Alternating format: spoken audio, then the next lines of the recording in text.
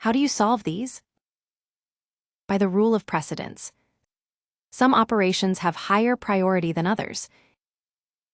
If we learn the rule of precedence, the PEMDAS rule, it takes just a few seconds. First, handle ops inside parentheses, followed by exponents, then do multiplication and division, and finally the addition and subtraction.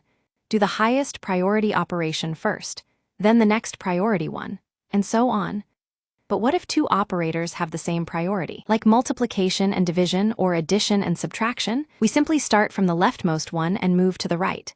For example, in 15 divided by 4 modulo 2, both ops are of equal priority. So starting from left, we divide first, to get 3, then find modulo, which is 1. Here's another example with more operations. Parentheses is the highest priority op, so do it first. Then comes the exponent, then from left to right, division first, and finally the multiplication. There you are.